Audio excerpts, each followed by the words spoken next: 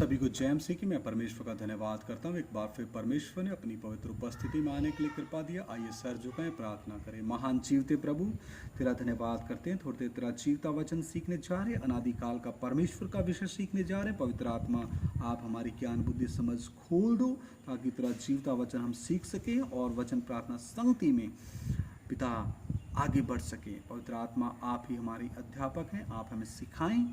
एक एक भाई बहन, बच्चे, बुजुर्ग, नौजवान सभी की आत्मिक उन्नति हो जाए। प्रभु यीशु मसीह के नाम से मांगते हैं, आमीन। आइए भजन संहिता 86 अध्याय 8, 9 और 10 वचन पढ़ के हम परमेश्वर के वचन पे मनन करेंगे। भजन संहिता 86, the book of Psalm 86 verse 8, 9 and 10। भजन संहिता 86 अध्याय 8, 9, 10। जबूरादी पोथी 86 बाब ओदा 8, 9, 10। हे प्रभु, देवताओं में से कोई भी तेरे तुल्य नहीं और ना किसी के काम तेरे कामों के बराबर हैं। हे प्रभु, जितनी जातियों को तूने बनाया है सब आकर तेरे सामने दंडवत करेंगी और तेरे नाम की महिमा करेंगी, क्योंकि तू महान और आश्चर्यक्रम करने वाला है। केवल तू ही परमेश्वर है। हालेलुया। तो मेरे प्रिय भाइयों बहनों, मैं इसीलिए प्रभु यीशु मसीह के पीछे हूँ, क्योंकि प्रभु यीशु मसीह ही परमेश्वर है। एक बार फिर मैं पढ़ता हूँ। हे प्रभु, देवताओं में से कोई भी तेरे तुल्य नहीं है, क्योंकि वो भी इसी एकमात्र सच्चे परमेश्वर का हुक्म मानते हैं। हालेलुया। वचन कहता है, हे प्रभु, देवताओं में से कोई भी तेरे तुल्य नहीं है। देवता भी उस परम प्रधान परमेश्वर के हुक्मनामे का उल्लंघन नहीं करते। आगे लिखा है, और ना किसी के काम तेरे कामों के बराबर हैं। परमेश्वर उन्हें जो हुक्म देता उनको मानना ही पड़ता है। शैतान को भी परमेश्वर जो हुक्म देता उसको भी मानना पड़ता है, क्योंकि शैतान भी सृष्टि है और सृष्टिकर्ता मात्र एक है। वो वचन कहता है, वचन स्पष्ट कहता है, हे प्रभु, जितनी जातियों को तूने बनाया, जितनी जातियां इस पृथ्वी पर देखने को आती हैं, सब आकर तेरे सामने दंडवत करेंगी। इस भाग को मैंने पिछली वीडियो में कवर किया था। आप उस विषय को, उस भाग को उस वीडियो में देख सकते हैं। दंडवत के बारे में काफ़ी परमेश्वर के वचन से हमने सीखा था। और तेरे नाम की महिमा करेंगी, क्योंकि तू महान और आश्चर्यक्रम करने वाला है। केवल तू ही परमेश्वर है। केवल प्रभु यीशु मसीह ही परमेश्वर है। हालेलुया। तो फिर संकोच क्यों, पीछे खड़े रह करके अपनी मौत के दिन का इंतजार क्यों करना? आज ही उस उद्धार का दिन है। आज ही प्रभु यीशु मसीह को जानने का दिन है। आज ही अनादिकाल के परमेश्वर को जानने का दिन है। यदि आप अपने हृदय को, मनों को खोलेंगे, ये तब ही संभव होगा। और हम पढ़ते हैं भजन संहिता 89 यानी 89 का 6 वचन, the book of Psalm chapter 89 verse 6।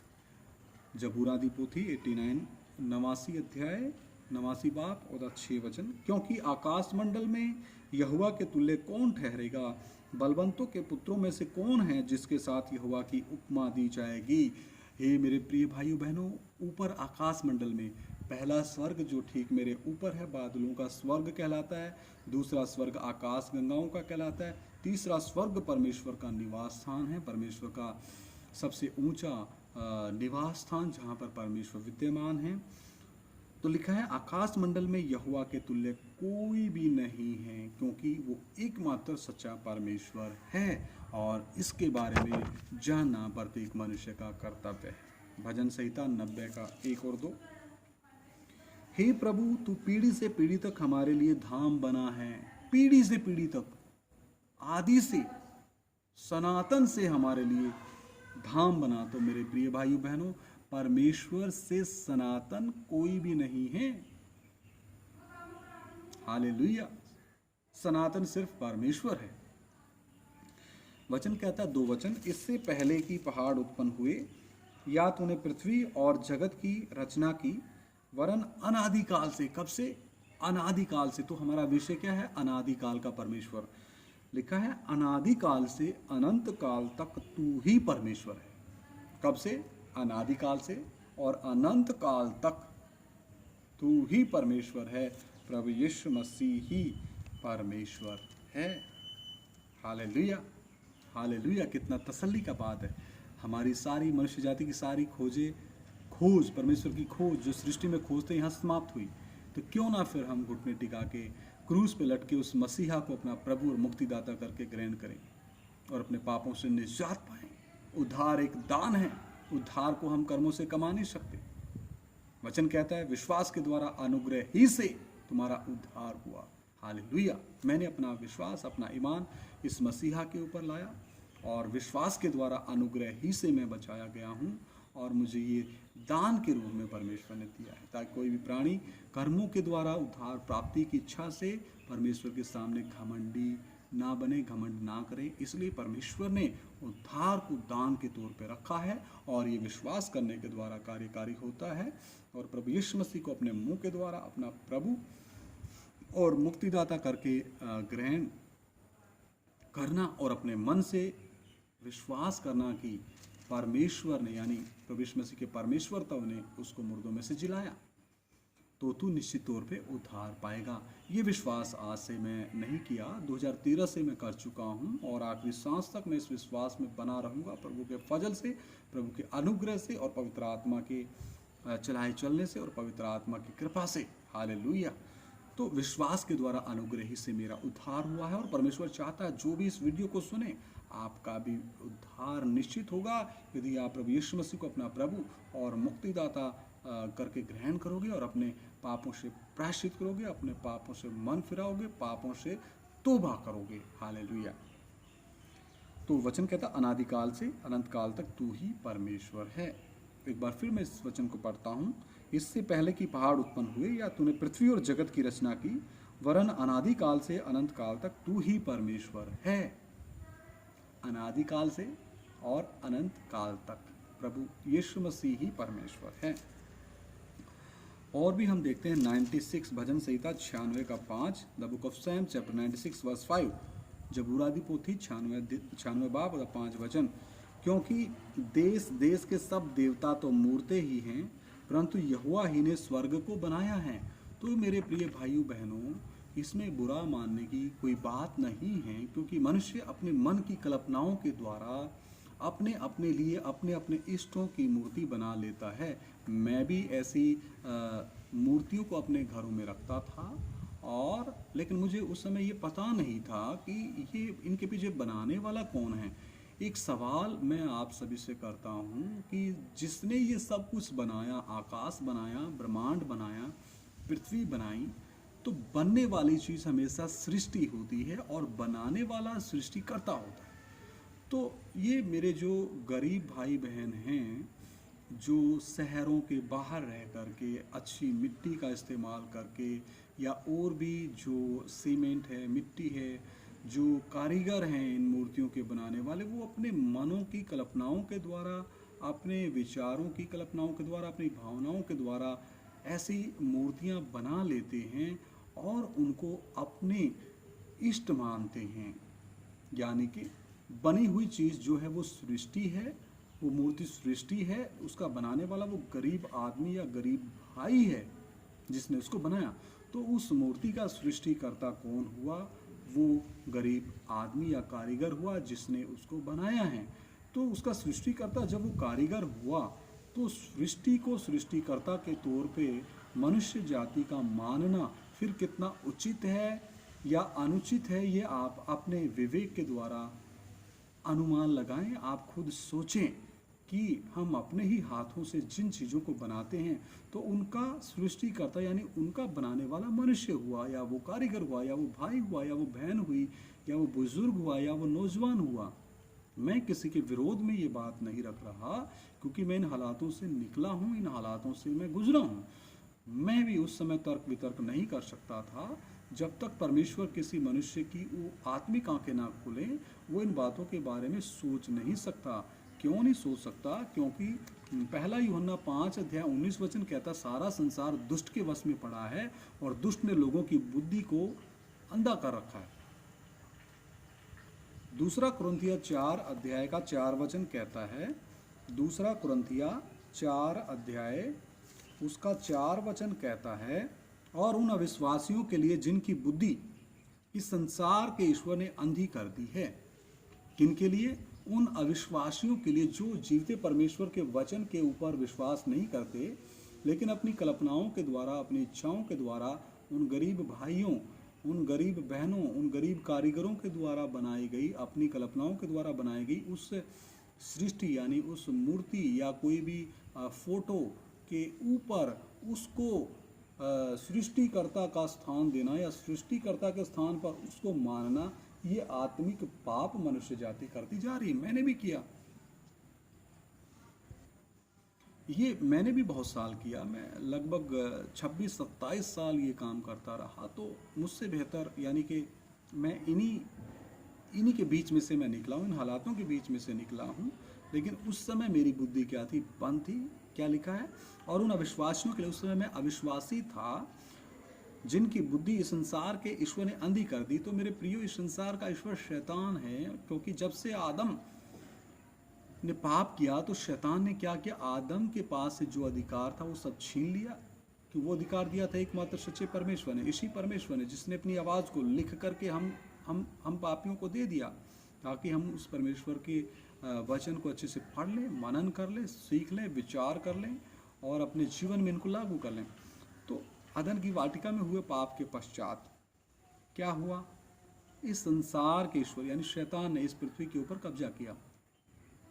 तो कब्जा करने के बाद क्या किया? इस संसार के लोगों की बुद्धि इस संसार के ईश्वर ने अंधी कर दी, ताकि मसीह जो परमेश्वर का प्रतिरूप है, प्रतिरूप जैसा मेरा प्रतिरूप आप इस वीडियो में देख रहे हैं, तो परमेश्वर जब देहधारी हुआ वो किसका प्रतिरूप है? अपने परमेश्वरता का, उसके पहले व्यक्तित्व का। परमेश्वर कौन से व्यक्तित्व में आया? दूसरे व्यक्तित्व में आया। तो दूसरा व्यक्तित्व किसका प्रतिरूप है? पहले व्यक्तित्व का प्रतिरूप है, क्योंकि परमेश्वर ने अपने आप को 3 व्यक्तित्व में प्रकट किया, पिता, पुत्र और पवित्र आत्मा। वो एक परमेश्वर है, परमेश्वर एक है। मैं जो हूँ सो हूँ, लेकिन दूसरे व्यक्तित्व में आते समय, हमारे पाप और श्रापों की सजा उठाते समय वो दूसरे व्यक्तित्व में आया, तो परमेश्वर के प्रतिरूप के तौर पे आया। उसके तेजों में सुसमाचार का प्रकाश उन पर ना चमके।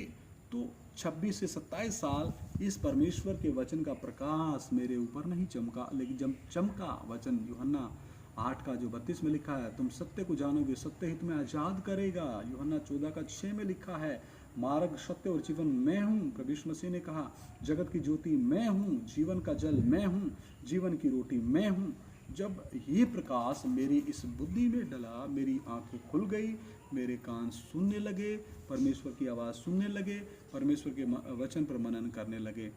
तो मुझे जब पता चला कि जो एकमात्र सच्चा परमेश्वर है, पूरे ब्रह्मांड का बनाने वाला है, तो उस परमेश्वर ने मेरे आत्मा और प्राण और शरीर को रचा है, बनाया है, तो क्यों ना मैं समय गवाए अभी से उसी समय से परमेश्वर के पीछे चलूं।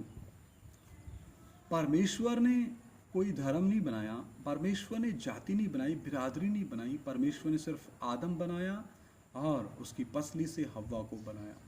और आदम और हव्वा के लिए हुक्म था, आज्ञा था, परमेश्वर के हुक्मों की पालना करना और परमेश्वर के साथ आत्मिक संगति के भागी बने रहना और परमेश्वर की आज्ञा का पालन करते हुए परमेश्वर की संगति का आनंद उठाना।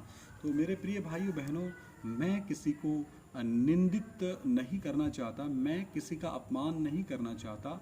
मैं आपके सामने परमेश्वर की सच्चाई रख रहा हूँ। मैं सभी से प्रेम करता हूँ। मैं आपके आत्मा प्राणों से प्रेम करता हूँ, आत्माओं से प्रेम करता हूँ, प्राणों से प्रेम करता हूँ। इसलिए समय में से समय निकाल करके ये परमेश्वर का जीवता वचन मैं आपके बीच में शेयर कर रहा हूँ, बांट रहा हूँ। इससे आप गुस्सा मत होना, इससे आप नफरत मत करना, जलन मत करना। इन वचनों को आप खुद चेक करना, आप इंटरनेट के माध्यम से, आप मोबाइल में ऐप इंस्टॉल करके, होली बाइबल ऐप इंस्टॉल करके या पवित्र शास्त्र कहीं से खरीद करके आप इन वचनों को खुद एक बार पढ़ना, मनन करना और खुद उस परमेश्वर से पूछना कि प्रभु, क्या एकमात्र सच्चा परमेश्वर जिसके बारे में ये भाई साहब बता रहा है आप ही हैं? अगर आप हैं तो आप मेरे जीवन में अपनी योजना, अपनी महिमा को प्रकट करें। वो करेगा। उसने साधु सुंदर सिंह के जीवन में अपनी योजना को प्रकट किया, जो एक सिख परिवार में पंजाब में पैदा हुआ, जो उस रात मरने जा रहा था। उसने बोला, प्रभु मैं सुबह जो पहली ट्रेन आती उसके नीचे कटने जा रहा हूँ, आप अपने आप को मेरे ऊपर प्रकट करें। तो उसी रात एक ऐसी ज्योति उसके रूम में आई और आवाज़ आई, मैं जो हूँ सो हूँ, मार्ग सत्य और जीवन मैं हूँ। इस रीति से परमेश्वर ने उनसे बात किया, मेरे पीछे हो ले। हालेलुया। तो साधु सुंदर सिंह ने जब ये खबर अपने पिताजी को सुनाई कि परमेश्वर ने मुझसे बात किया, परमेश्वर मसीह ने मुझसे बात किया, तो उसके पिता ने क्या किया? उसको जहर खिला दिया और वो अपने घर से भागा। लेकिन जिसके हाथ में जीवन और मौत की कुंजियां हैं, प्रकाशित वाक्य में लिख के दिया परमेश्वर ने। प्रकाशित वाक्य पहला अध्याय 18 वचन, मैं मर गया था और अब देखो मैं युगानुयुग जीविता हूँ और मृत्यु और अधोलोक की कुंजियां मेरे ही पास हैं। हालेलुया। पिता ने बेशक जहर खिलाया हो, लेकिन जिसके पास मृत्यु और अधोलोक की कुंजियां हैं, जिसके पास सब कुछ है, जिसके वचन से पूरा ब्रह्मांड कायम है, जो अल्फा और ओमेगा है, जो कभी नहीं बदलता, जो सर्वशक्तिमान है, जो सर्वज्ञानी है, जो सर्वव्यापी है, उसने चाहा साधु सुंदर सिंह के द्वारा अपनी महिमा को प्रकट करे। और वो आज तमाम उन भाइयों से, बहनों से, नौजवानों से, बेटियों से, बुजुर्ग माताओं से, बुजुर्ग पिताओं से, चाहे वो किसी भी धर्म, जाति, बिरादरी, संप्रदाय से संबंध रखता हो, परमेश्वर चाहता है कि आपके शरीरों के द्वारा भी उस एकमात्र सच्चे परमेश्वर की महिमा हो। इसलिए आपके पास तक ये वीडियो पहुंची है। मैं विनती करता हूँ, प्रार्थना करता हूँ, इन वीडियो को सुन के आप गुस्सा मत हो, आप नफरत की भावना मत पैदा करें। आप इन सवालों को खुद अपने आप घुटने पे बैठ करके उस एकमात्र सच्चे परमेश्वर से पूछें। परमेश्वर आपको जवाब देगा। परमेश्वर ने मुझे जवाब दिया, परमेश्वर ने साधु सुंदर सिंह को जवाब दिया, परमेश्वर ने प्रेरित पौलुस को जवाब दिया। हालेलुया। परमेश्वर ने पहली सदी के संतों को जवाब दिया, परमेश्वर ने कितने बड़े बड़े राजाओं को जवाब दिया, परमेश्वर ने नबूकदनेस्सर को जवाब दिया। तो आपको भी देगा, क्योंकि वो जीवित परमेश्वर है, वो अल्फा और ओमेगा है। Hallelujah, hallelujah.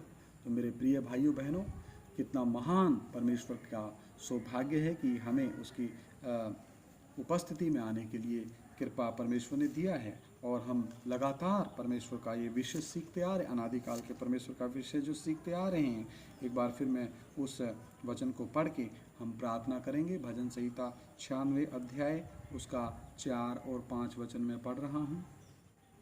क्योंकि यहोवा महान और अति स्तुति के योग्य है, वह सब देवताओं से अधिक भय योग्य है। क्योंकि देश देश के सब देवता तो मूर्तें ही हैं, परंतु यहोवा ही ने स्वर्ग को बनाया है। तो मेरे प्रिय भाइयों बहनों, आपका अगर मन है स्वर्ग जाने का, तो जिसने स्वर्ग बनाया है उसका ये फरमान है, हे स्वर्ग परमेश्वर की स्तुति कर, हे पृथ्वी परमेश्वर की स्तुति कर, हे समुद्र परमेश्वर की स्तुति कर, हे समुद्र के सब जीव जंतुओं परमेश्वर की स्तुति करो, हे पृथ्वी के सब जीव जंतुओं परमेश्वर की स्तुति करो, हे सूर्य चंद्रमा, हे आकाश गंगाओं परमेश्वर की स्तुति करो। तो मनुष्य जाति जिस पृथ्वी पे रहती है उसके लिए भी यही आदेश है, हे पृथ्वी के लोगों, यहोवा के लिए जय जयकार करो, यहोवा को अपना प्रभु मानो, अपना मुक्ति का धाम मानो, अपना उद्धारकर्ता मानो। आइए सर झुकाएं, प्रार्थना करें। महान जीवते परमेश्वर अनुग्रहकारी प्रभु, मैं तेरा धन्यवाद करता हूँ, थोड़ी देर तेरे जीवते वचन को सीखने के लिए आपने सौभाग्य दिया।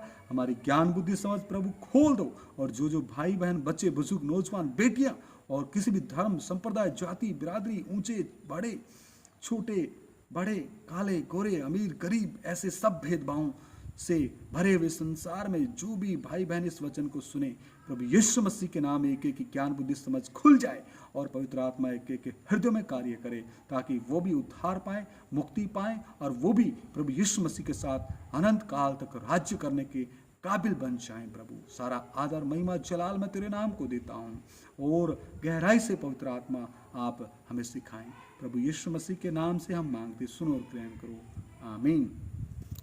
सभी को जय मसीह की। अब मारानाथा। प्रभु आप सभी के साथ हो, और प्रभु में आज का दिन आप सभी के लिए आशीष का कारण हो।